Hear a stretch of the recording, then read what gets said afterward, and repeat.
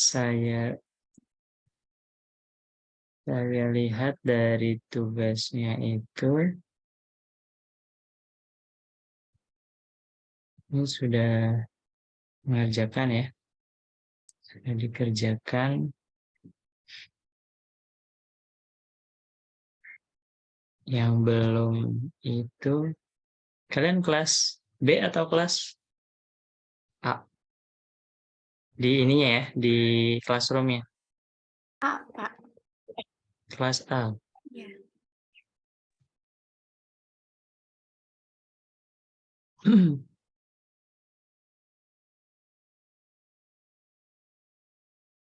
Yang belum tinggal Muhammad Fikri, Melinda Putri, Fidelia Syamilah. Yang lainnya alhamdulillah sudah mengumpulkan.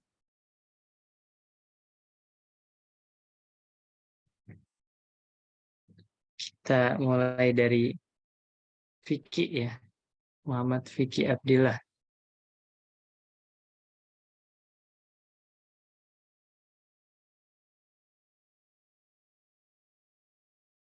Hai, Vicky, silakan Vicky. Oh ya Pak, bentar ya Pak. Oke.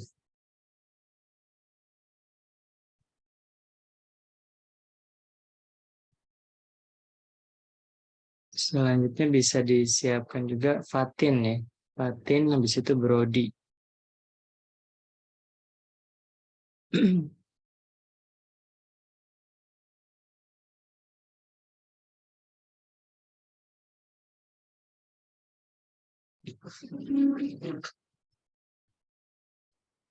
Oke Pak, saya mulai ya Pak ya.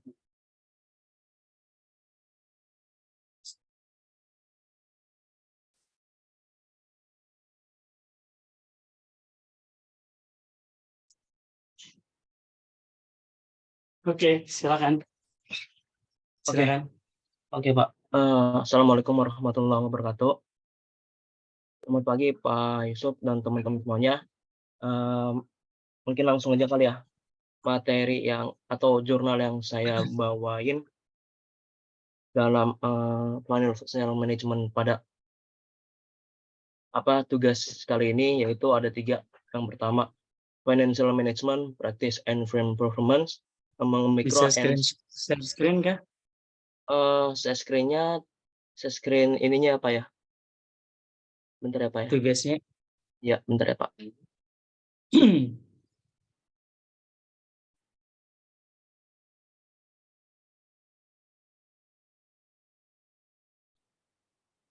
Atau lanjut aja, lanjut. Oh, bisa ya. Oke, terima kasih Vicky. Oke, sudah kelihatan belum Pak? Sudah terlihat. Oke, materi atau jurnal yang pertama yang saya bawa itu tentang financial management practice and firm performance among micro and small enterprise in Busia Town, Kenya. Terus yang kedua itu tentang analysis of factor affecting the success in applying based government accounting standard with regional management information system as a moderating variable in Medan municipal government. Lalu yang terakhir itu factor affecting the area of risk management disclosure. Nah, jadi ya disclosure Pak. Jadi kenapa saya membawa tentang ketiga jurnal tersebut? Jadi yang pertama itu kan tentang Kenya ya Pak ya. Jadi jurnal tersebut itu meneliti atau menelaah tentang praktik manajemen keuangan yang ada di kota Busia, Kenya, yang dimana kita kan belum tahu ya kinerja manajemen keuangan di sana gimana, praktik manajemen keuangannya gimana, terus kinerja perusahaannya gimana, yang dimana di sini mereka berkolaborasi antar usaha mikro dan kecil di salah satu perusahaan di negara Kenya. Lalu yang kedua itu ada jurnal tentang faktor-faktor yang mempengaruhi keberhasilan penerapan standar akuntansi atau manajemen keuangan di sana, atau yang ada di pemerintah Kota Medan yang berbasis akrual dan sistem pembangunan daerah sebagai variabel moderating. Terus yang ketiga itu faktor-faktor mempengaruhi ada pengungkapan manajemen risiko.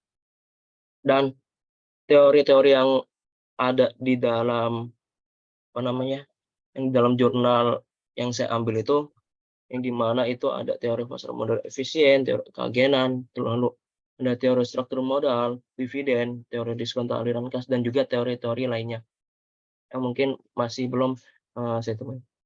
Lalu untuk isinya itu dimana di sini di jurnal yang pertama meneliti tentang usaha mikro dan kecil, yang dimana di sini usaha yang mempekerjakan kurang dari 50 orang karyawan.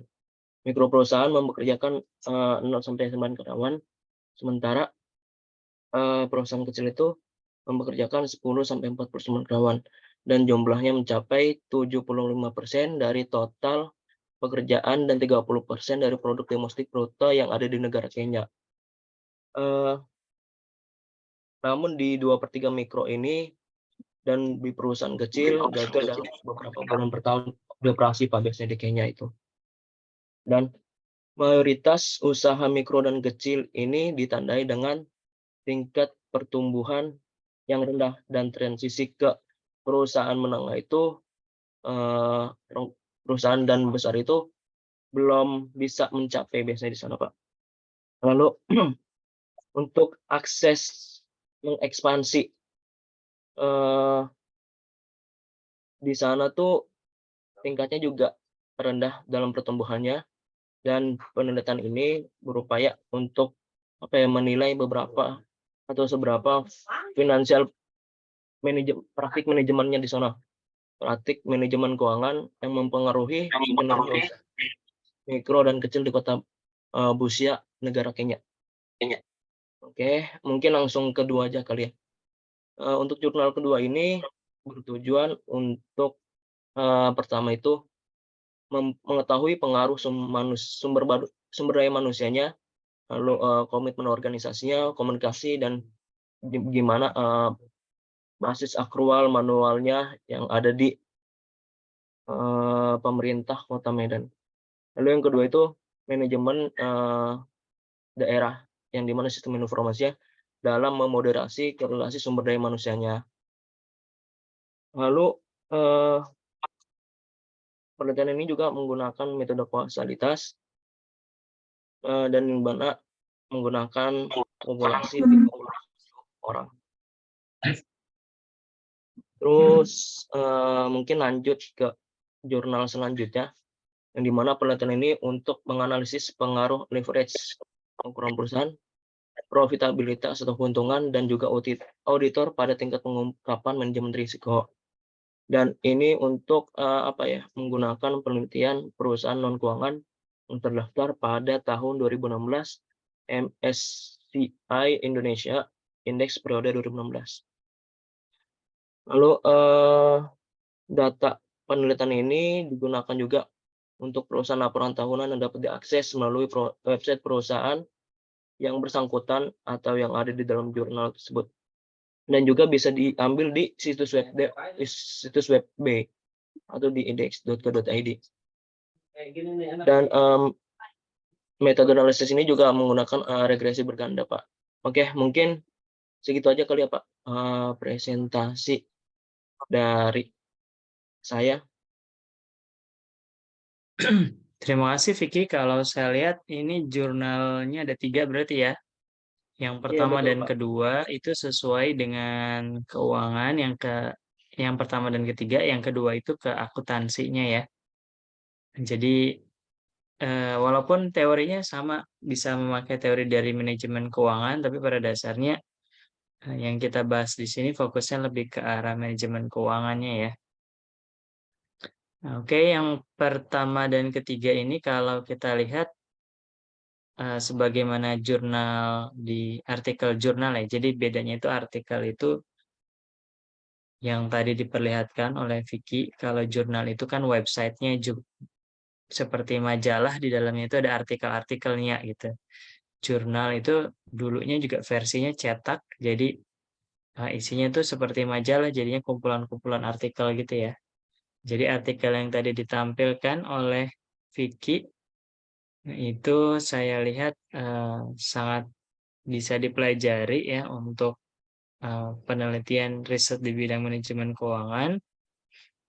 Apalagi yang ketiga ya, yang ketiga ini materinya menarik.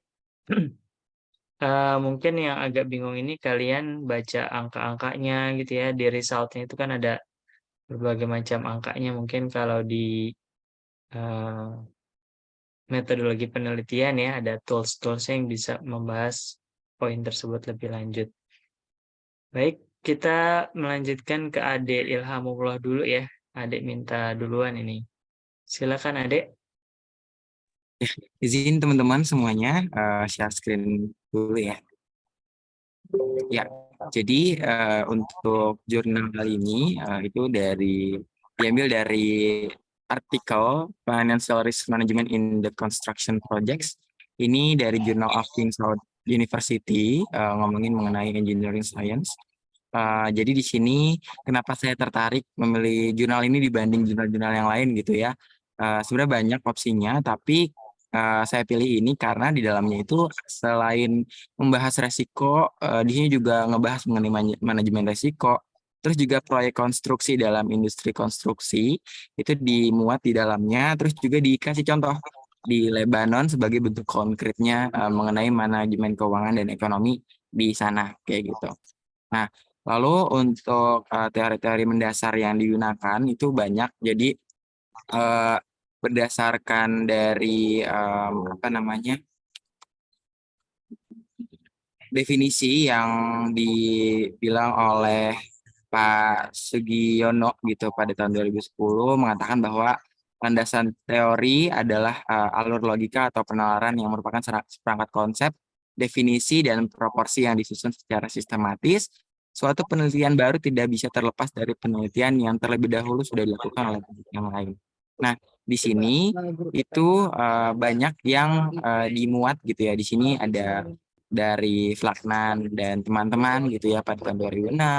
Lalu juga ada dari Abrahamson di 1984. Lalu ada Antonio di 2011 dan di sini ada Zhou dan kawan-kawan. Lalu banyak ya di sini ada beberapa yang dimuat gitu dari jurnal-jurnal terdahulu seperti itu sebagai dasar dari jurnal ini. Nah, isinya ini kurang lebih mengenai ancaman yang macam-macam gitu ya, yang dampak di industri konstruksi, termasuk dalam financial management gitu. Jadi di sini dimuat juga tentang resiko biaya pada proyek bangunan, lalu juga bisnis yang terpengaruh terhadap mismanagement dari financial management gitu ya, yang ini beresiko untuk industrinya.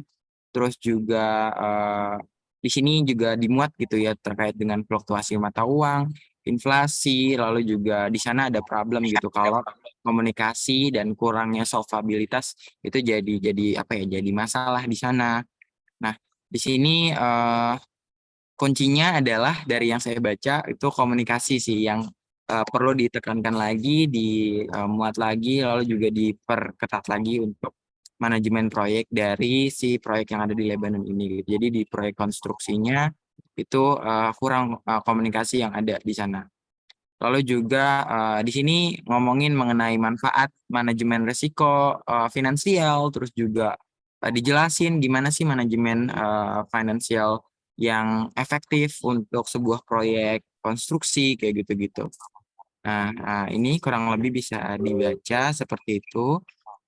Di sini juga dianalisis selain dijelaskan. Dan ya mungkin itu untuk jurnal yang saya pilih. Terima kasih. Wassalamualaikum warahmatullahi wabarakatuh.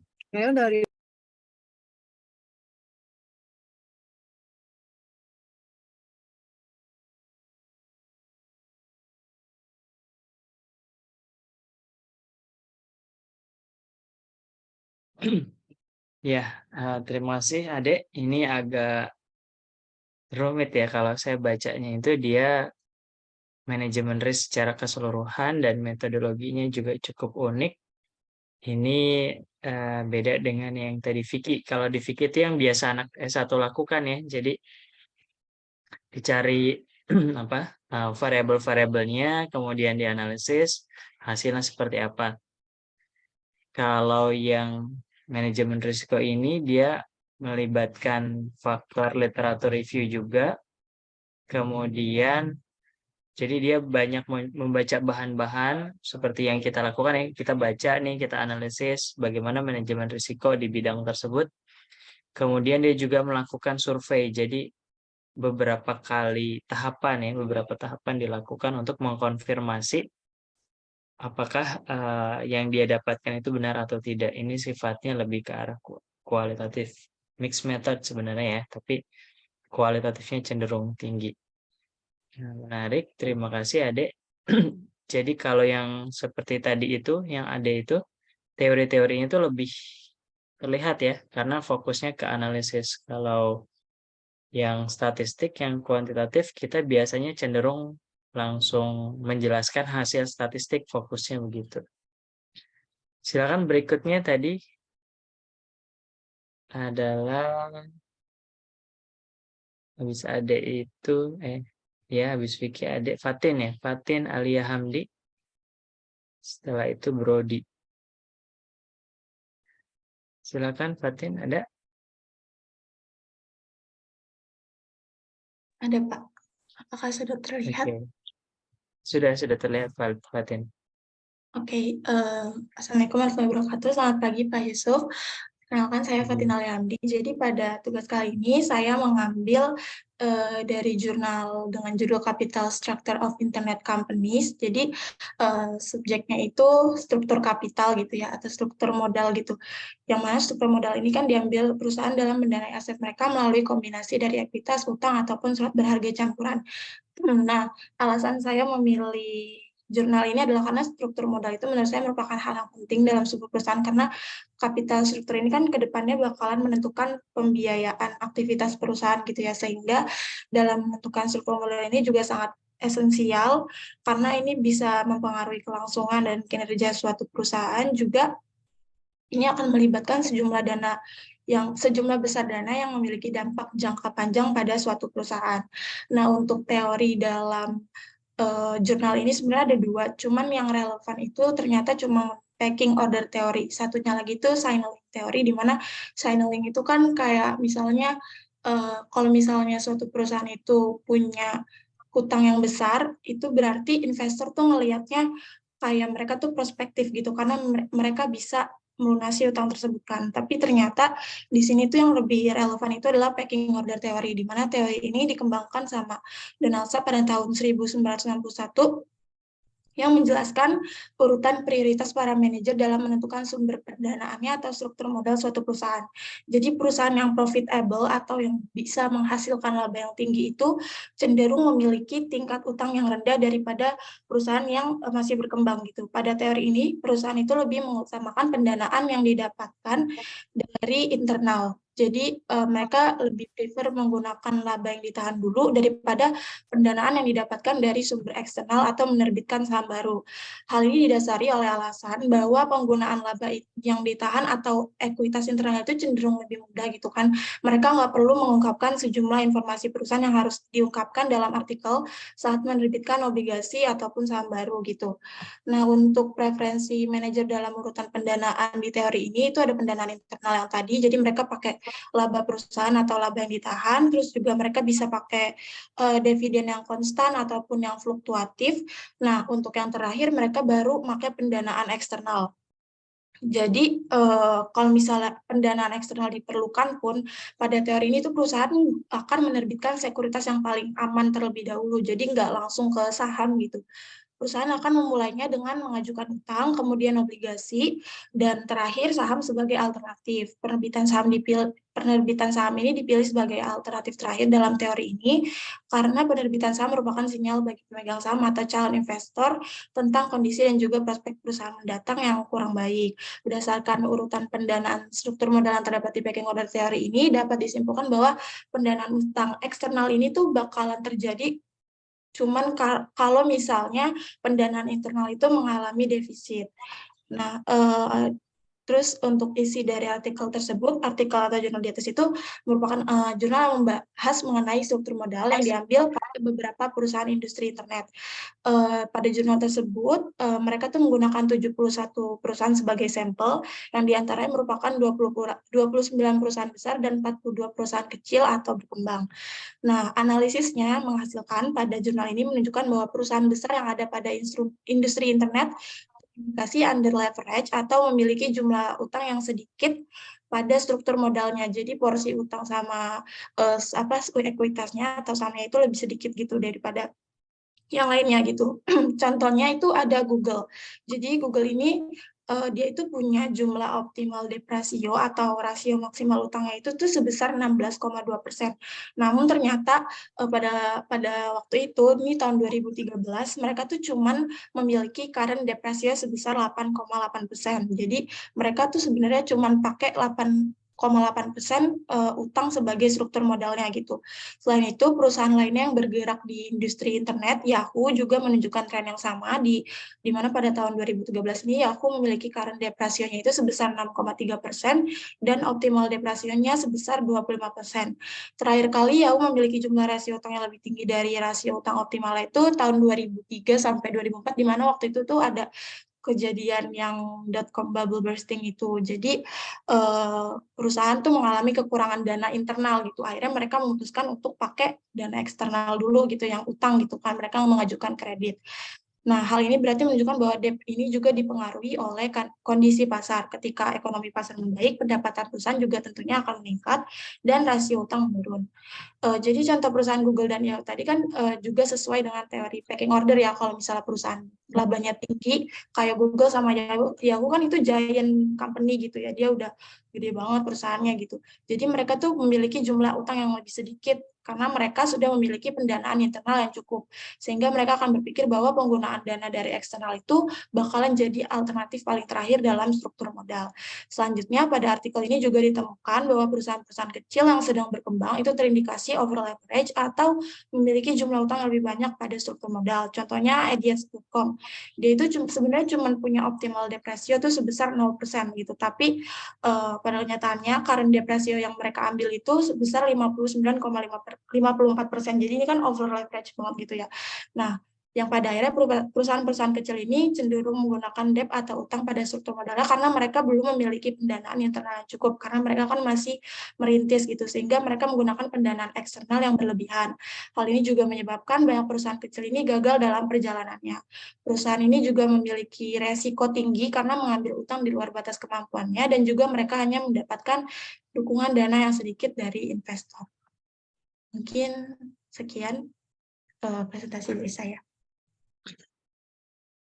Ya, terima kasih Fatin. Ini menarik banget ya. Ini bisa jadi contoh untuk yang struktur modal yang kemarin kita bahas ya, yang sebelum ini kita bahas struktur modal. Ini Fatin mendapatkan contohnya juga. Waktu itu saya kan juga menganalisis sedikit ya yang perbandingan utang dengan kinerja ya. Masih ingat ya. Nah, kalau di Fatin ini dia lebih spesifik, teorinya pakai teori pecking order. Ini sebenarnya teorinya ya struktur modal ya, yang kita pernah bahas ya. Jadi pada dasarnya ya biaya rendahnya itu ada di utang, tapi pada titik tertentu. Jadi utang itu bisa meningkatkan kinerja sampai titik tertentu. Masih ingat ya? Kalau lewat dari itu, melebihi batas, yaitu malah akan memperburuk ya. Malah akan menjadi beban yang sangat besar. Dan perusahaan memang cenderung memilih utang dulu, kemudian baru bisa melakukan ekspansi. Pada dasarnya maksudnya itu dia nggak pengen kehilangan kepemilikan. Kalian punya usaha, usahanya itu punya potensi meningkat. Dan biasanya hal yang seperti itu akan kita ya sebagai orang yang berpikir manajemen keuangan akan berpikir nggak mau kepemilikannya hilang. Sampai pada dasarnya tuh kira-kira begini, kalau hutangnya itu dirasa sudah mentok, baru kita akan oper ke investor. Jadi paling mentok itu kita menyerahkan kepemilikan kita. Ibaratnya ini kita udah ingin berkembang dan udah nggak terlalu apa ya, bukan nggak terlalu ingin mempertahankan kepemilikan, tapi pada dasarnya ingin sharing ya. Ingin sharing karena dengan kapitalisasi yang lebih besar, harapannya dia juga bisa mendapatkan pendanaan yang lebih besar dan ini juga berkaitan dengan uang yang akan masuk ke pribadinya juga gitu. Kita pernah membahas masalah Gojek ya, Nadiem Makarim mendapatkan dana triliunan waktu Pak Nadiem ya. Kemudian dia lepas saham kepemilikannya hanya 3-5%.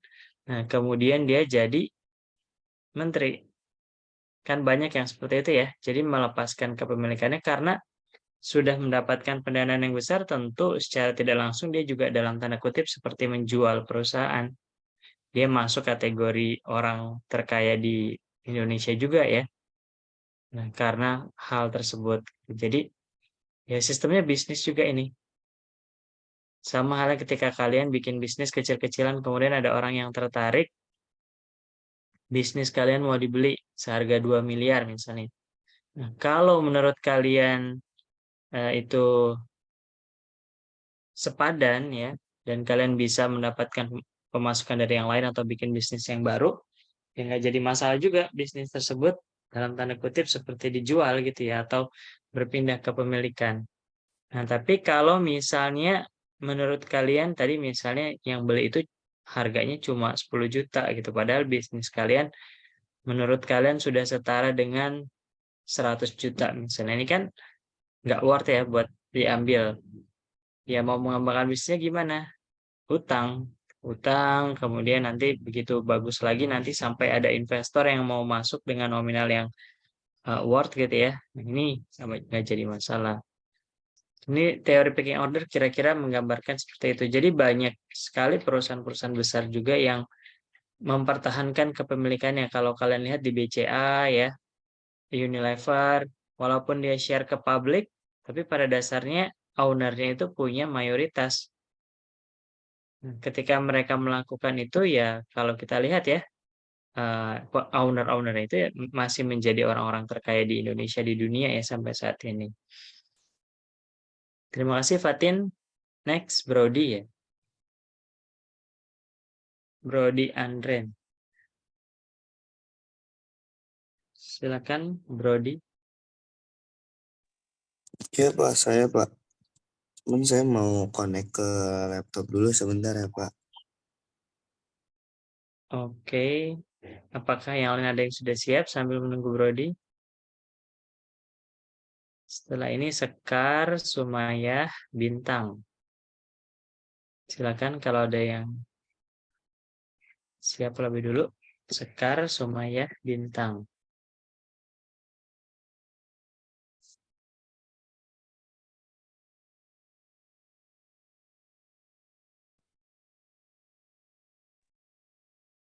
Saya dulu Pak, saya sudah siap Bapak. Oh, oke Zidan, silakan Zidan. Setelah ini Brody siap-siap ya. Baik Pak.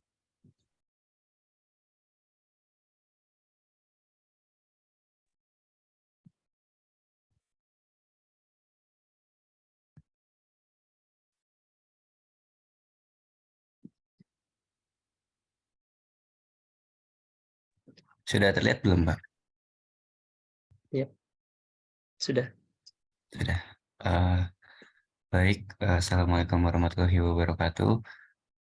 Saya Zidan Ramadan hari ini akan mempresentasikan hasil analisis paper saya dengan judul The role of cash flow of operational profitability and financial leverage in predicting financial distress on manufacturing company in Indonesia. Nah, alasan saya milih paper ini itu karena saya juga ingin mengetahui hubungan antara cash flow dari kegiatan operasional, profitabilitas, serta financial leverage terhadap prediksi financial distress, yang dimana financial distress itu adalah kondisi di mana perusahaan tidak dapat menghasilkan pemasukan yang cukup, sehingga perusahaan tidak bisa membayar kewajiban-kewajibannya.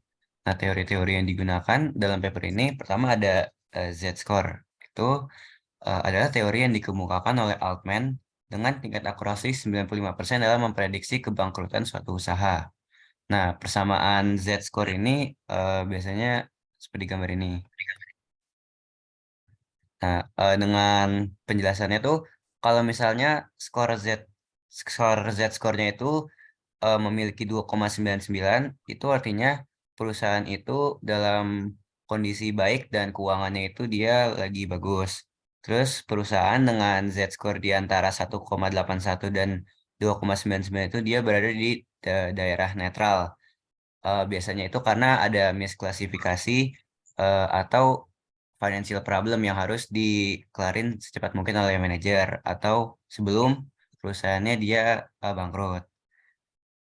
Terus biasanya di bawah 1,81 tuh artinya perusahaan itu dia mau menuju bangkrut. Nah, poin yang paling bagus tuh di antara 2,67, 2,68 sama 2,675. Nah, 2,675 itu diindikasikan sebagai nilai tengah gitu. Paling bagus antara perusahaan itu dia antara bangkrut dan tidak. Terus ada juga dia menggunakan teori dari Amelia yang mengatakan bahwa the cash flow variable from the operational activities may show that the level, high or low, or operational cash flow can cause a company to experience financial distress. Eh, jadi variabel arus kas ini dari kegiatan operasional itu bisa menunjukkan level high or low.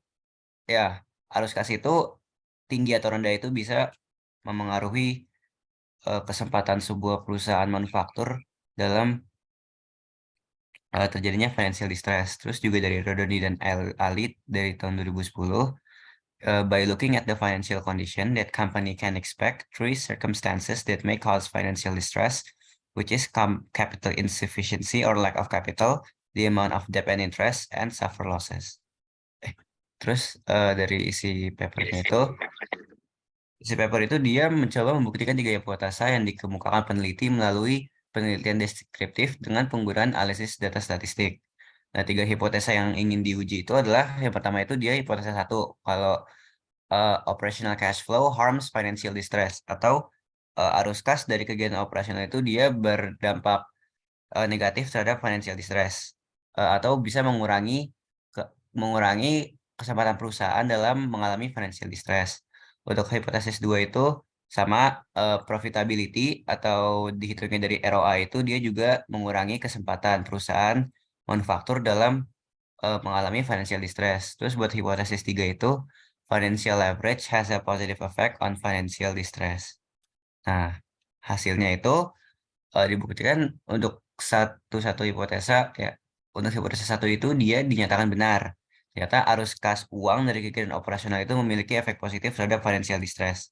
Tingkatan arus kas sebuah perusahaan akan menentukan apakah perusahaan akan mengalami financial distress. Hal ini juga konsisten dengan penelitian dari yang di atas itu oleh Amelia, itu typo ya, Amelia tahun 2006, yang menunjukkan bahwa perusahaan manufaktur dengan arus kas operasional rendah memiliki kesempatan lebih besar untuk mengalami financial distress. Jadi tingkat arus kas operasional itu sangat berpengaruh signifikan terhadap financial distress dari suatu perusahaan. Terus buat hipotesis 2 itu dia juga benar bahwa profitabilitas memberikan efek yang signifikan terhadap perusahaan agar tidak mengalami financial distress. Semakin besar kemampuan perusahaan untuk menghasilkan profit, maka perusahaan manufaktur akan semakin kecil mengalami financial distress. Hipotesa 3-nya itu dinyatakan tidak benar, bahwa efek dari financial leverage itu tidak berdampak signifikan terhadap kesempatan perusahaan mengalami financial distress. Tadi dia hipotesa 3-nya itu dia dikatakan bahwa financial leverage itu dia berdampak signifikan kan. Ternyata di penelitian ini ditunjukkan itu dia tidak signifikan. Jadi buat financial leverage itu sebenarnya enggak terlalu berpengaruh terhadap kesempatan suatu perusahaan mengalami financial distress. Hal ini tidak sejalan dengan penelitian oleh Luciana dan Christy Jadi di tahun 2003 yang menunjukkan bahwa financial leverage yang dihitung dari total hutang atau total kapital memengaruhi financial distress perusahaan. Mereka mengatakan bahwa semakin besar rasio dari financial leverage, maka semakin besar kemungkinan perusahaan manufaktur untuk mengalami financial distress. Nah, terus dari disclaimer penelitinya itu, semua hipotesa ini dia juga terbatas karena dia hanya fokus kepada industri dari perusahaan manufaktur. Jadi hipotesa ini mungkin bisa ada yang benar dan tidak benar di perusahaan-perusahaan industri lain. Berapa? Sekian, terima kasih. Wassalamualaikum warahmatullahi wabarakatuh. Waalaikumsalam warahmatullahi wabarakatuh. Terima kasih Zidan.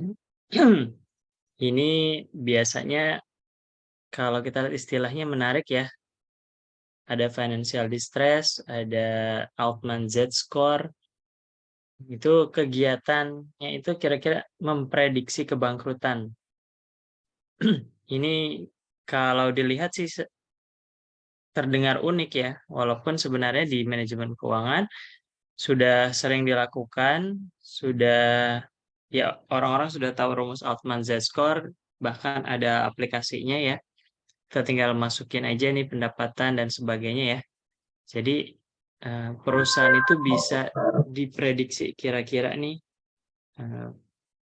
bangkrut atau enggak, berapa lama lagi bangkrutnya, kira-kira begitu ya. Nah, itu dari Altman Z-score itu tadi.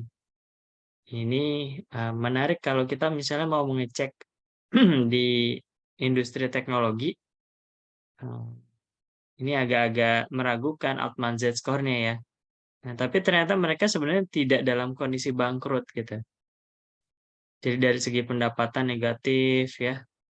Nah, kalau kita lihat mereka juga punya aset yang sangat besar, pendanaan dari investor. Nah, ini menarik kalau kita mau menghitung untuk masing-masing perusahaan nilai Altman Z-score dari perusahaan startup. Bisa jadi bahasan penelitian tersendiri ya. Mungkin nanti bisa dibandingkan dengan Altman Z-score di negara-negara lain di industri teknologi, tentu yang sudah IPO ya, yang sudah terbuka, jadi bahan penelitian yang menarik. Terima kasih Zidan. Next, Brody sudah siap? Baik Pak, sudah. Silakan Brody.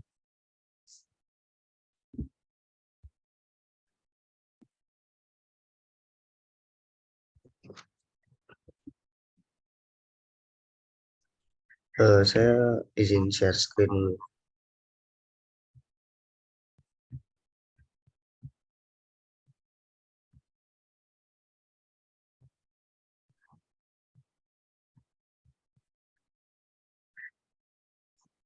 Silakan.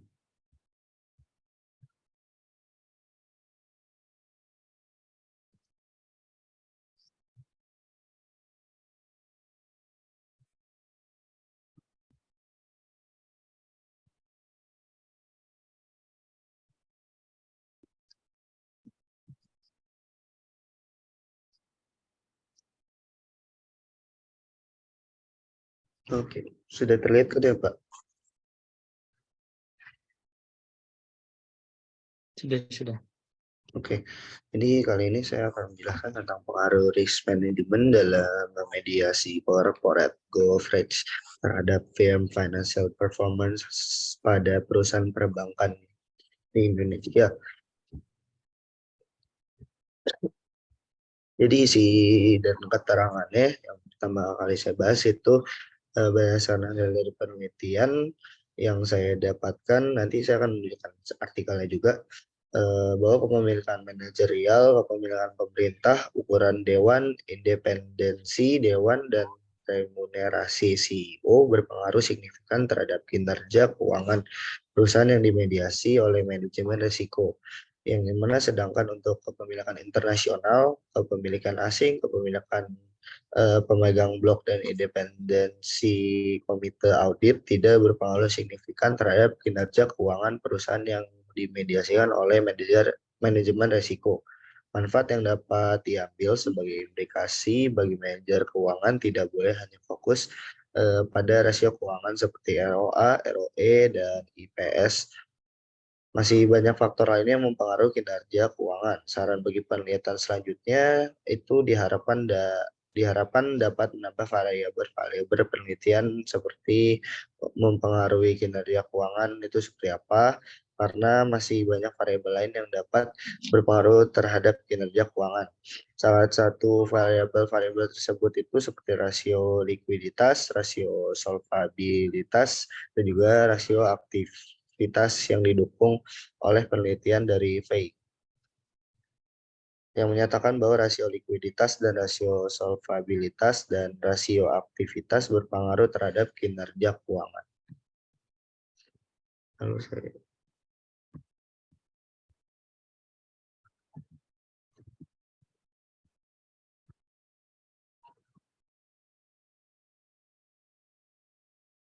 baik, ini adalah artikel yang saya ambil dari sini.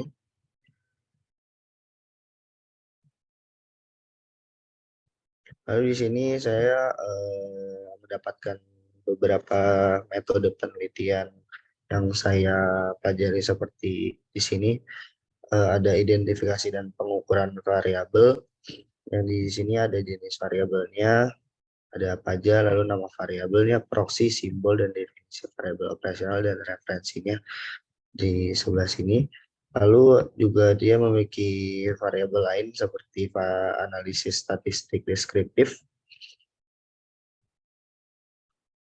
dan juga ada hasil uji Chow test yang dimana menunjukkan nilai dari cross section C square model satunya sebesar 0,000, lebih kecil daripada 0,05. Dapat disimpulkan bahwa model terbaik yang terpilih pada fixed effect model cross section C square model 2 itu sebesar segini. Lalu juga di tabel keempatnya di sini ada uji Hausmann test, dan tabel kelimanya ada koefisien determinasi.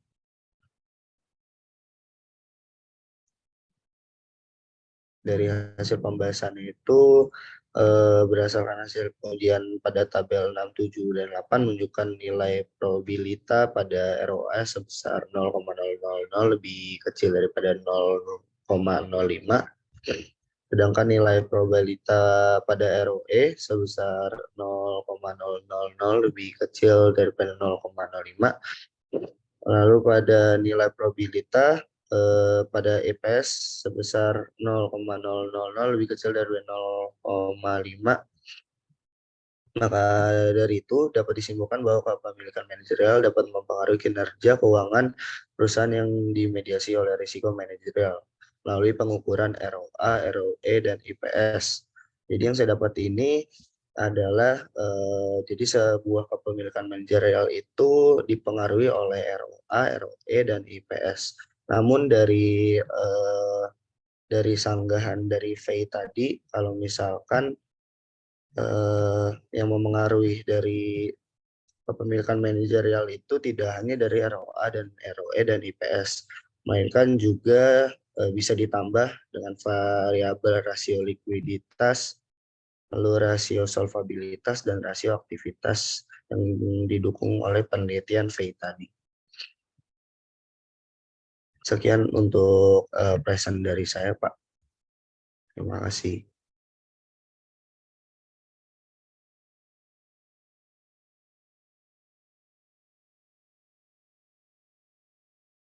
Sama-sama, Brody. Kalau kita lihat tadi, kita sudah dapat dari penjelasan Brody ini penelitian keuangan di UNJ banget ya. Biasanya modelnya seperti ini. Kalau kalian pakai datanya, data perusahaan ya. Kalau temanya itu kuantitatif, data sekunder, ya ini yang dihasilkan oleh Brody ini. Gambaran besarnya kurang lebih kita akan mencoba membuat yang seperti ini. Untuk pertemuan berikutnya, nanti tugasnya itu kalian mengumpulkan data satu perusahaan saja. Satu perusahaan, kita akan mencari data time series. Nah, jadi kalau kalian buka di Stockbit, jadi hanya mencari data aja ya. Ini tuh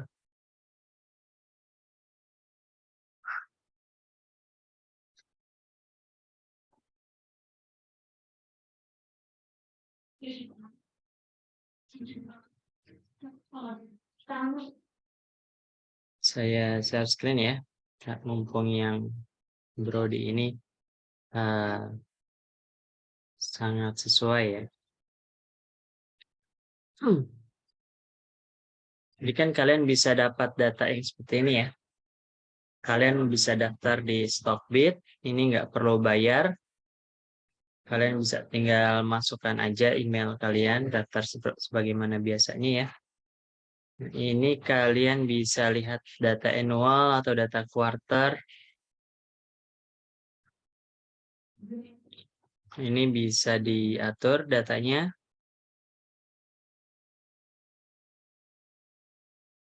Di sini ada rasio-rasionya ya. Bisa kalian cari ya, current ratio-nya berapa, DER-nya berapa, debt to equity ratio-nya, financial leverage-nya berapa. Kan ada rasio-rasionya di sini ya. Ini kita mau coba penelitian kecil-kecilan aja di satu perusahaan, kira-kira kita bisa nggak nih menentukan pengaruh dari satu atau dua variabel. Ini kan bisa di copy ya, bisa dipindahkan ke Excel. Selain balance sheet juga ada income statement-nya. Kalau nggak pakai Stockbit gimana? Boleh banget ya. Ini kan kalau ini kan tinggal copy paste, jadi cenderung lebih mudah ya. Ini ada return on equity-nya, macam-macam ya. Kalau saran saya kalian ambil aja dulu semua, nanti baru kita tetapkan kita mau menganalisis apa. Jadi sebenarnya ada di kalian ya. Kuncinya ada di kalian. Misalnya kita mau menganalisis debt to equity ratio, tadi ada debt to equity ratio ya, terhadap return on asset. Ini return on asset-nya ya. Nah, coba ambilnya quarter, kemudian minimal itu sebenarnya kita membutuhkan 30 data ya. Semakin banyak semakin bagus. Ini kan tinggal di copy paste, jadi bisa sekalian ya sampai tahun awalnya dia IPO nih. Misalnya perusahaan BCA dari tahun 2008, nggak apa-apa dari sampai tahun 2008. Kalau cuman ketemu 6 tahun gimana? Nggak apa-apa. 6 tahun, 7 tahun, 8 tahun itu nggak apa-apa. Jadi usahakan carinya itu perusahaan-perusahaan yang sifatnya udah lama di sahamnya ya, sudah lama IPO-nya. Jadi bukan yang seperti GoTo itu kan sangat sedikit data keuangan yang kita belum bisa menganalisis. Tapi cari perusahaan-perusahaan yang sudah senior, biasanya BUMN ya, perbankan, nah itu biasanya sudah lama. Kemudian industri pertambangan ya, itu bisa dicari yang seperti itu. Nah, nanti ini kalau kita lihat tadi di Brody ini fokusnya ke risk management terhadap financial performance dengan mediasi corporate governance. Kalau di corporate governance kita pakai teori apa, Brody? Masih ingat?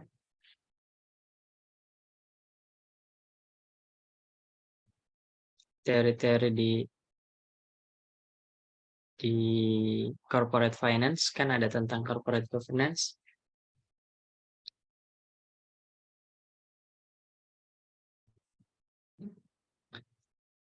Kalau tadi Fatin bisa statement teorinya ya, jadi saya harap kalian juga bisa untuk kira-kira ini pakai teori apa gitu ya.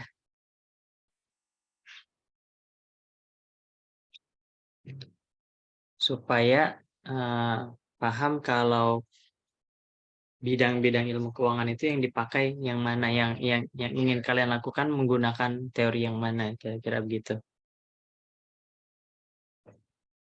Masih ingat teman-teman yang lain corporate governance ini? Corporate governance ini berkaitan dengan tata kelola. Saya pernah singgung ada yang namanya depannya A. Teori, agency teori ya. Ingat agency teori? Teori keagenan. Jadi itu tentang tata kelola. Pada dasarnya di corporate governance, di teori tata kelola itu fokusnya dia lebih kepada penelitian tentang tata kelola ya. Jadi ada indikasi nih, kalau dilihat dari fenomenanya ada indikasi manajemen ini curang ke owner. Direksi ini tidak memiliki informasi yang lebih banyak, berarti ada yang ditutup-tutupi kepada investor. Maka diperlukan tata kelola. Itu banyak tuh nanti poinnya beragam, bisa dari sudut pandang jumlah BOD-nya, Board of Director-nya ya, jumlah BOD, kemudian berapa perempuannya, berapa laki-lakinya, berapa kompensasi yang dia dapatkan, tunjangan-tunjangannya ya, gajinya. Itu masuknya ke corporate governance. Tapi kan kalau di sini saya belum lihat sih ya, nggak kelihatan ada jumlah top management levelnya. Jadi kita fokusnya ke rasio-rasionya aja. Nah, yang rasio-rasionya ini cenderung lebih ke arah signaling teori ya, teori sinyal. Kalian bisa pakai rasio-rasio apa aja boleh, kemudian nanti Y-nya itu kita akan pakai kinerja ini ya. Antara return on asset, return on equity, kita bisa pakai yang mana aja. Tapi pada dasarnya, kalian mengumpulkan dulu nih data ini, kemudian nanti kita tetapkan kita mau mengukur yang mana. Nah, misalnya kita mau mengukur ROA berbanding dengan ROE. Bisa ya? Apakah ada kebingungan? Jadi bisa income statement dan balance sheet-nya ya. Tinggal di copy paste aja, tapi ya tadi perusahaannya nggak boleh sama. Kemudian datanya itu dimasukkan ke dalam Excel. Di Excel itu nanti ada nama perusahaannya ya. Kemudian ada bagian balance sheet-nya, ada bagian income statement-nya. Kan sheet-nya bisa sheet 1, sheet 2 ya. Misalnya sheet 1-nya balance sheet, sheet 2-nya income statement. Nah, itu aja dulu. Di pertemuan berikutnya kita bisa coba menganalisis nih. Kira-kira kalau kita masukkan ke SPSS ya, debt to equity ratio terhadap ROA itu bagaimana hasilnya. Tapi untuk pekan depan itu baru datanya aja dulu. Bisa dipahami ya. Kita masih ada berapa pertemuan lagi Sumaya?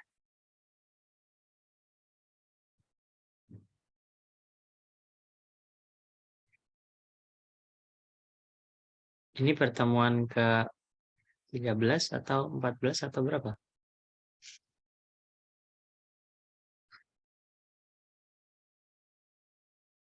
Nanti tolong dicek ya supaya saya mau lihat sampai mana ketercapaian terakhirnya gitu. Kita lanjutkan. Bagaimana? Baik Pak, nanti saya cek lagi. Oh ya Pak, Oke. saya mau nanya yang tadi itu perusahaannya bebas Pak, perusahaan apa saja gitu ya? Yang pasti sudah terdaftar di IDX ya, di saham, sudah IPO, sudah menjadi perusahaan terbuka supaya kalian bisa akses laporan keuangan ya kan ya. Untuk nyarinya kalian boleh pakai aplikasi apa aja. Tapi tadi datanya multi years ya, time series kita pakainya. Bapak maaf mau nanya, Yang stop itu silakan. harus subscribe ya Pak? Barusan saya cek harus bayar gitu buat ngelihat datanya. Enggak kok. Enggak, Stockbit nggak harus subscribe, nggak harus apa masukin uang gitu ya, nggak harus. Mungkin bisa ditampilkan. Kalau ini nggak apa-apa ditampilkan.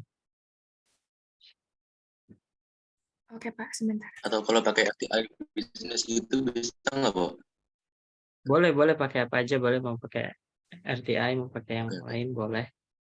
Ini tampilannya Oke, lebih makasih ya, Pak. kekinian aja kalau salin. Nah ini, Iya. oh ada tulisannya subscribe ya? Iya Pak. Saya padahal nggak subscribe loh. Kalau diklik subscribe-nya apa?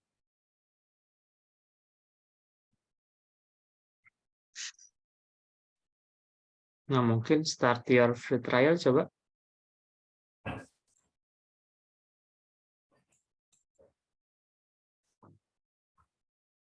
Nggak ada. Nggak ada Pak.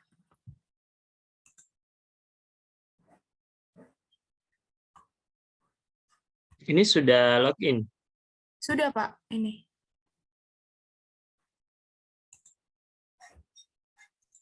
Barusan saya regis. Itu Ini bisa. yang beda. Bisa berarti ya? Bisa Pak berarti? Iya, bisa berarti ya. Yang lain juga bisa berarti ya. Ini kan tinggal di copy paste aja. Ya, saya ingin kalian bertahap memahami bagaimana wilayah akademiknya di manajemen keuangan. Yang sebelum-sebelumnya kita kan sudah membahas secara teori, juga secara contoh-contoh dari artikelnya ya. Nah, ini dengan kalian melakukan, saya pikir itu harapannya kalian bisa jadi lebih paham. Nah, nanti kalian boleh banget ya milih sendiri, misalnya kalian mau membandingkan rasio apa dengan apa, bisa juga baca-baca artikel lainnya, tapi kita yang sederhana aja tadi, membandingkan apa sama apa dulu. Nanti kita melihat pengaruhnya, kira-kira begitu ya, menganalisis pengaruh X terhadap Y. X-nya boleh 1, boleh 2, nantinya ya kita coba-coba aja. Ini sebagai latihan. Tapi kita sifatnya bertahap. Pekan ini kita sampai pekan depan berarti ya, mengumpulkan data aja dulu. Ada yang bingung tentang ngumpulin datanya?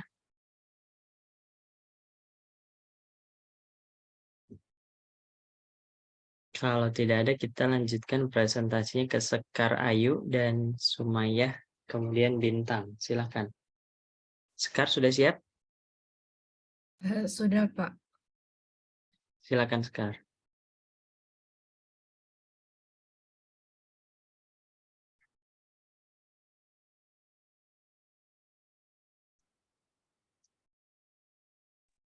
Oke, Assalamualaikum warahmatullahi wabarakatuh. Kali ini saya mempresentasikan hasil dari analisis jurnal yang saya pilih.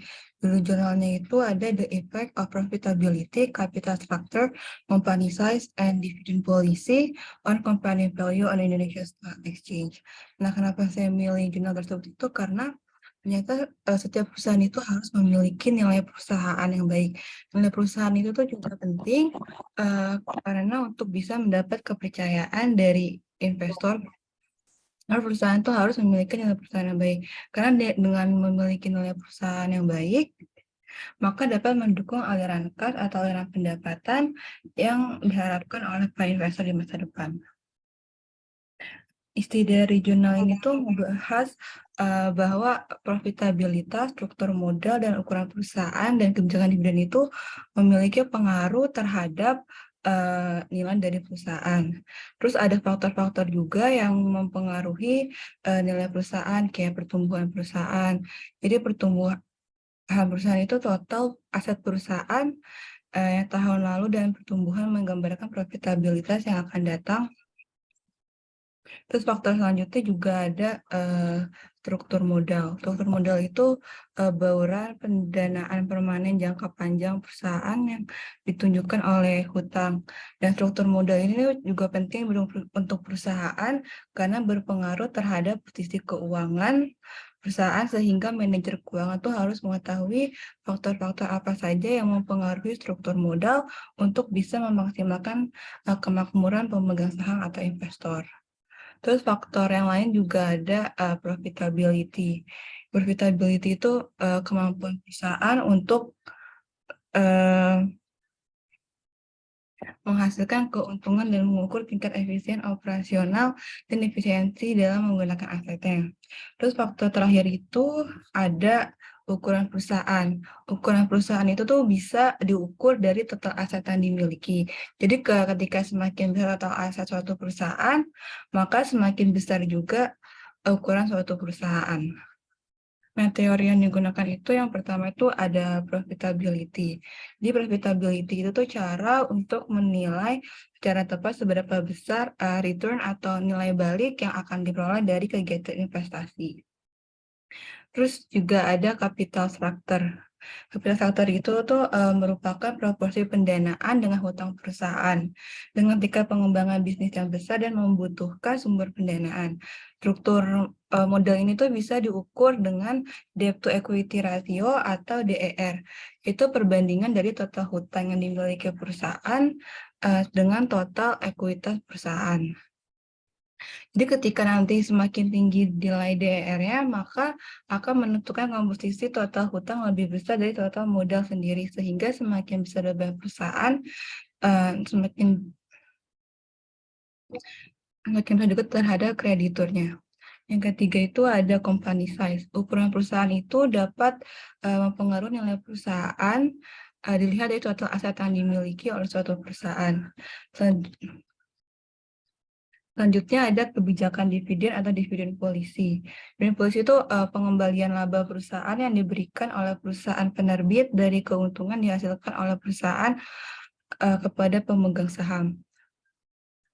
Terus yang terakhir ada nilai perusahaan atau prime value.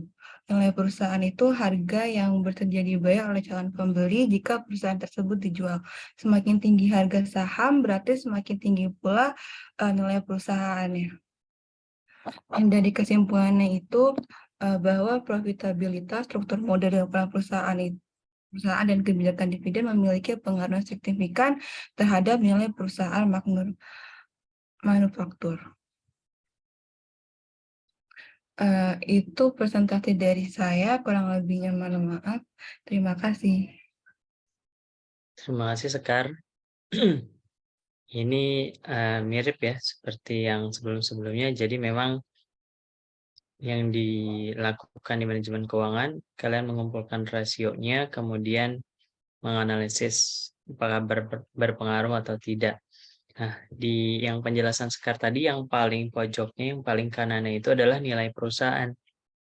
Kalian bisa dapat gambaran nggak sebenarnya? Kan kadang kita berpikir yang paling kanannya itu kinerja ya. Kan biasanya seperti itu ya, kita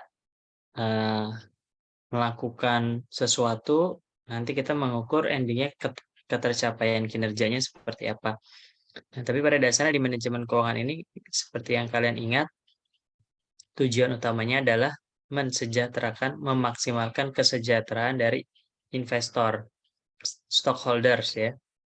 Nah, jadi bagaimana caranya melihatnya? Itu dilihat salah satunya dari nilai perusahaan.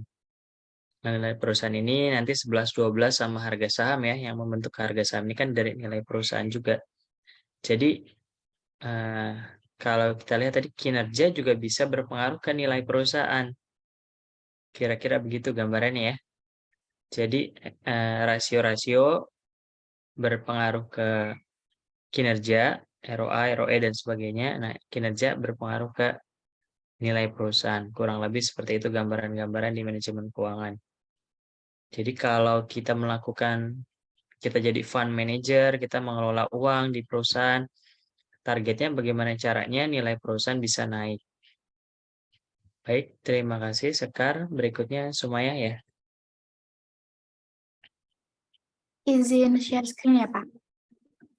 Ya, silakan.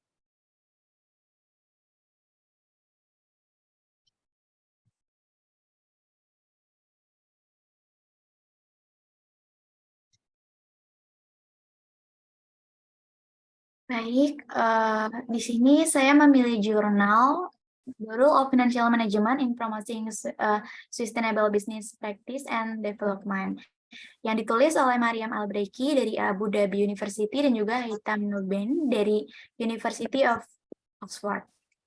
Alasan ketertarikan saya memilih jurnal ini karena jumlah organisasi yang merangkul harapan masyarakat sebagai bagian dari strategi bisnis itu sedang meningkat. Dan dukungan keberlanjutan dalam mewujudkan tujuan dari suatu bisnis harus mendapatkan perhatian di kalangan elit bisnis.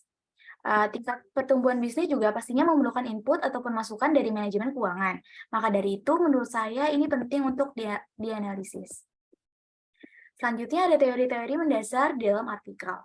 Nah, perusahaan yang bergerak dalam keberlanjutan diatur melalui tekanan peraturan, tekanan karyawan, tekanan manajemen, dan juga tekanan investasi yang sesuai dengan praktiknya, pastinya akan lebih banyak kemungkinannya agar dapat meningkatkan kinerja keuangan bisnisnya. Dan dalam mengatasi biaya modal sebagai bagian dari financial management, hasilnya menunjukkan bahwa ketidakpastian dalam pembiayaan dalam beberapa masalah pastinya juga akan memerlukan lebih banyak biaya modal dalam anggaran yang akan menambah beban keuangan perusahaan dan juga resiko kebangkrutan. Penemuan serupa juga ditegaskan oleh Berg tahun 2012 dengan bukti nyatanya yang diperoleh dari maskapai penerbangan Qatar, restoran, dan juga klub turis mempunyai dimensi perusahaan yang sangat berbeda termasuk dengan hubungan karyawan, kualitas produk, dan juga hubungan masyarakat. Isu lingkungan yang memberikan efek yang berbeda pada profitabilitas perusahaan dan untuk mendukung gagasan Weber tahun 2017 bahwa keberlanjutan perusahaan dan juga risk opportunities dimanifestasikan sebagai strategi yang mempengaruhi berbagai dimensi keuangan dari suatu organisasi. Oleh karena itu, corporate sustainability dan juga organizational risk management berkorelasi. Dan di hal ini juga, financial management yang baik itu akan mendorong praktik keberlanjutan perusahaan karena memanfaatkan keuntungan dari perusahaan. Singkatnya, keuangan manajemen itu memainkan peran yang penting dalam mempromosikan praktik dan pengembangan bisnis yang berkelanjutan. Untuk isi jurnal, penelitian ini bertujuan untuk mengeksplorasi peran manajemen keuangan dalam mempromosikan praktik dan pengembangan bisnis yang berkelanjutan. Apalagi manajemen keuangan itu sering digunakan sebagai bagian dari proses mempromosikan praktik dan juga pengembangan bisnis yang berkelanjutan. Contohnya, ada manajemen akuntansi yang diterapkan untuk mengukur, mengevaluasi, dan mengungkapkan kemajuan yang telah dicapai atau yang diharapkan agar dapat dicapai oleh suatu organisasi dalam jangka waktu tertentu. Jurnal ini juga menjelaskan pentingnya manajemen keuangan yang berkualitas tinggi sebagai sarana untuk memastikan stabilitas keuangan dan pengembangan seluruh organisasi, khususnya sekaligus untuk menuai keuntungan yang cukup besar dalam jumlah pendapatan.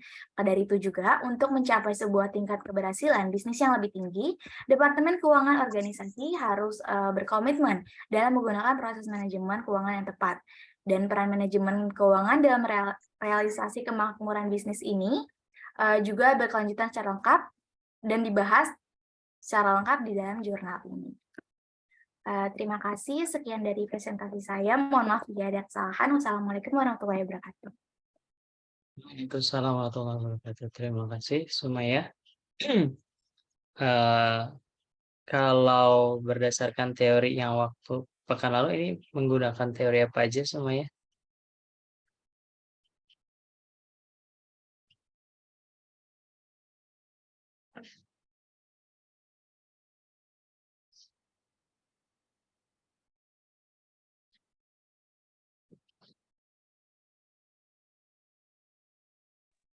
Maaf Pak, saya lupa. Iya kan ada corporate finance, ada investment. Ini yang mana? Corporate finance atau investment? Corporate finance kayaknya Pak. Betul, corporate finance ya. Di corporate finance masih ingat ya, di penjelasan sebelumnya saya juga menjelaskan ada yang namanya teori agensi ya. Kalau tadi istilahnya sudah ke tata kelola, kemudian manajemen perusahaannya, ke arah manajerialnya, tadi saya lihat di sana ada di sustainability-nya itu dia melihat fokusnya ke tata kelolanya ya, itu bagian dari teori agensinya. Jadi kamu bisa state di dalam teori yang digunakan itu teori keagenan. Tapi pada dasarnya yang mayoritas tadi juga ada teori struktur modal ya juga ya. Kan perusahaan-perusahaan yang tadi dijelaskan di dalam artikel diminta untuk menggunakan ya mengelola struktur modalnya sehingga bisa mendapatkan kinerja yang optimal di masa yang akan datang. Jadi arahnya sustainability, arahnya kinerja yang berkelanjutan, tapi yang perlu dikelolanya ini struktur modalnya. Tadi kalau saya lihat dari artikelnya seperti itu. Nah, ya kalau kalian misalnya tadi sudah masuk di blok corporate finance, kalian bisa sebut apa aja itu pada dasarnya akan benar ya. Karena tadi teori itu tidak saling meniadakan tapi saling melengkapi. Jadi ketika dia membuat teori berkaitan dengan corporate finance ya dia menggunakan teori agensinya juga, teori struktur modalnya juga, teori sinyalnya juga ya. Jadi pada dasarnya seperti itu. Dan penelitian yang nanti kita mau coba salah satunya contohnya kita mau arahkan ke corporate finance juga ya. Terima kasih Sumaya. Berikutnya Bintang ya.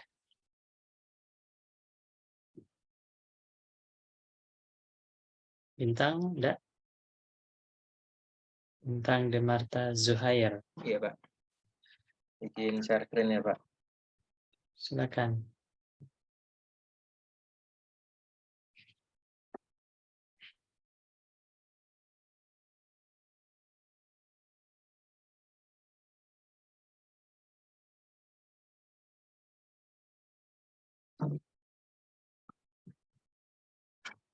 Oke, Assalamualaikum warahmatullahi wabarakatuh. Waalaikumsalam warahmatullahi wabarakatuh. Kenalkan, nama saya Bintang Demarta Zuhair. Kali ini saya akan mempresentasikan tugas saya tentang capital structure, determinant, and its influence to value the firm. Alasan keterkaitan, setiap tahun industri grosir dan eceran di Indonesia selalu tumbuh positif, bahkan di kawasan Asia Pasifik yang paling pesat. Oleh karena itu, investor melihat ini sebagai salah satu investasi yang menjanjikan. Tetapi data Direktori Pasar Modal Indonesia menunjukkan bahwa sebagian besar perusahaan grosir dan eceran adalah perusahaan berisiko tinggi yang ditemukan oleh struktur modal perusahaan. Oleh karena itu, sebelum mengambil keputusan untuk berinvestasi, investor perlu menganalisis laporan keuangan untuk mengetahui faktor-faktor penentu struktur modal dan pengaruhnya terhadap nilai perusahaan. Analisis dilakukan dengan menggunakan data laporan keuangan 21 perusahaan wholesale dan retail yang terdaftar di Bursa Efek Indonesia tahun 2008 sampai 2012 dengan menggunakan analisis jalur untuk melihat pengaruh langsung dan tidak langsung, variabel independen, likuiditas, profitabilitas, dan ukuran perusahaan terhadap variabel dependen, nilai perusahaan, dan struktur modal. Dan apakah struktur modal merupakan variabel intervening? Hasil analisis membuktikan bahwa variabel bebas secara simultan dan parsial berpengaruh signifikan terhadap struktur modal tetapi tidak berpengaruh signifikan terhadap nilai perusahaan. Tetapi jika melalui struktur modal, maka secara parsial dan simultan berpengaruh signifikan dan terhadap nilai perusahaan. Artinya struktur modal terbukti sebagai variabel intervening. Oke, di sini ada teori-teori mendasar yang terkait. Yang pertama ada struktur modal. Struktur modal adalah pengeluaran proporsi permanen untuk menutupi kebutuhan pengeluaran perusahaan dengan menggunakan dana yang diperoleh dari kombinasi atau sumber yang berasal dari dalam dan luar perusahaan. itu harus mencerminkan keseimbangan antara hutang dan ekuitas. Sumber dana yang berasal dari luar diperoleh dari pinjaman atau utang, baik jangka pendek maupun jangka panjang. Sedangkan sumber dana dari modal diperoleh dari ekuitas sendiri, modal saham, laba ditahan dan dicadangkan. Oke, selanjutnya ada nilai perusahaan. Perusahaan adalah organisasi yang menghubungkan dan mengatur berbagai sumber daya untuk tujuan menghasilkan barang dan jasa untuk dijual. Berdasarkan data Salvator 2005, tujuan utama perusahaan menurut teori perusahaan adalah memaksimalkan nilai perusahaan.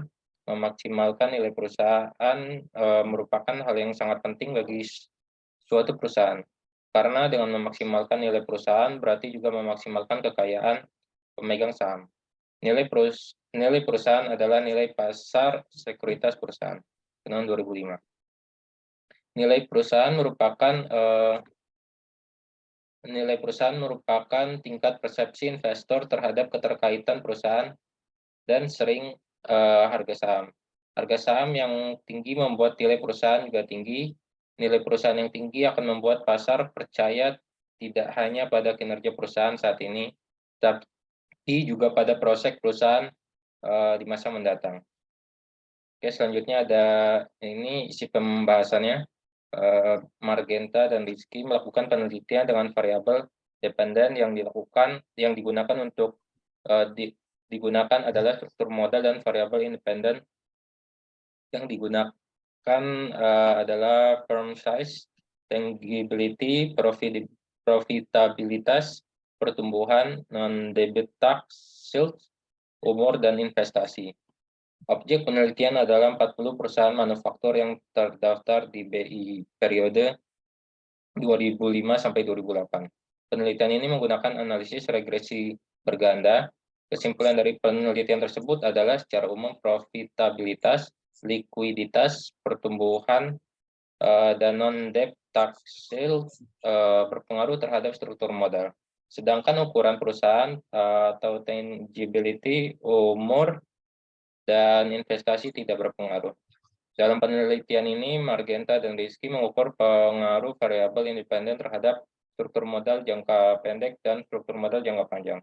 Pada struktur modal jangka pendek, variabel yang berpengaruh tangibility, profitabilitas, likuiditas, pertumbuhan, non-debit tax, yield, dan perusahaan. Sedangkan variabel firm size dan investasi tidak berpengaruh.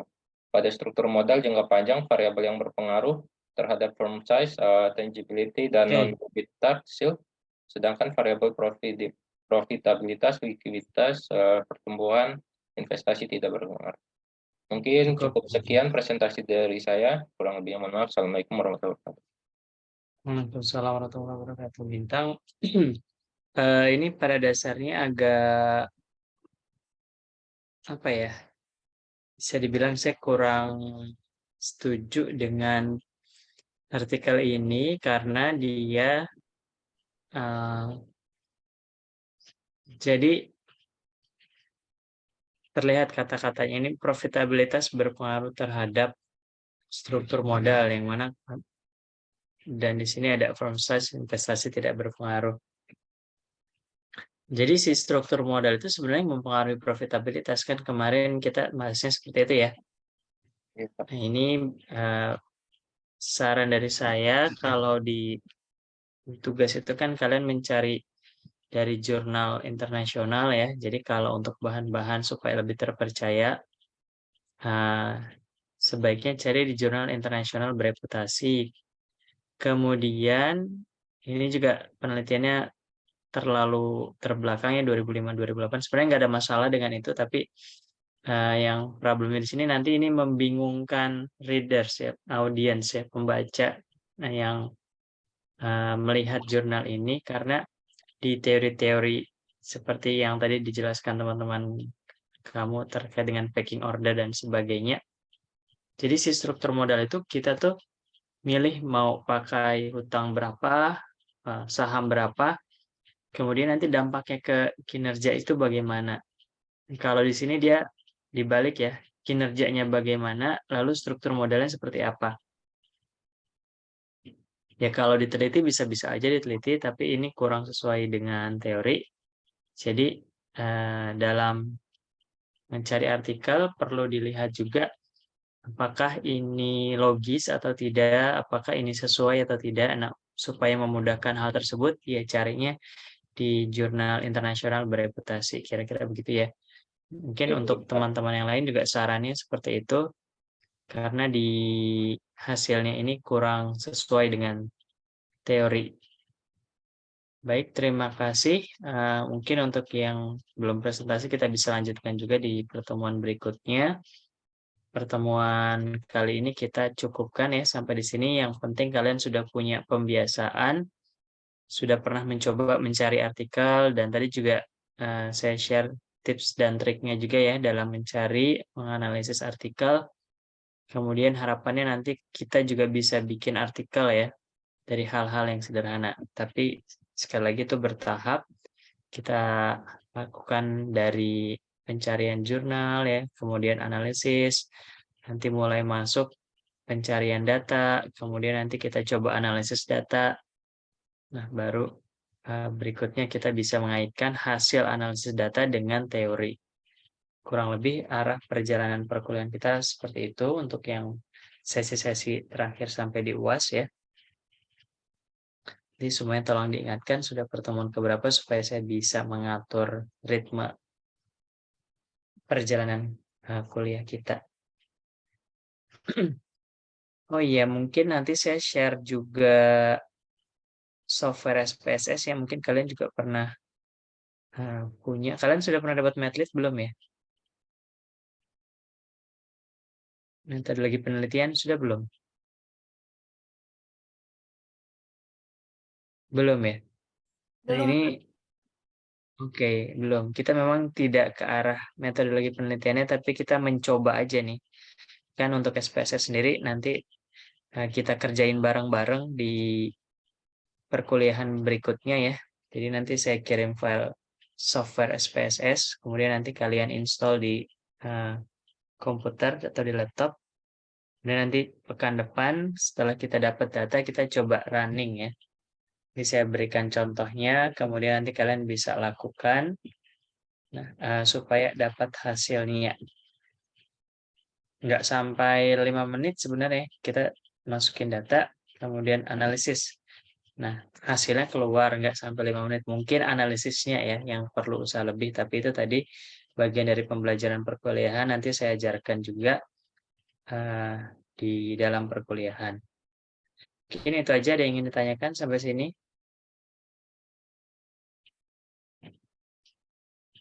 Tidak ada ya.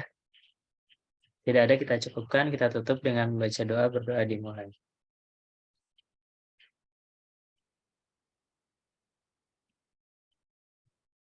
Selesai, terima kasih. Assalamualaikum warahmatullahi wabarakatuh. Selamat pagi menjelang siang.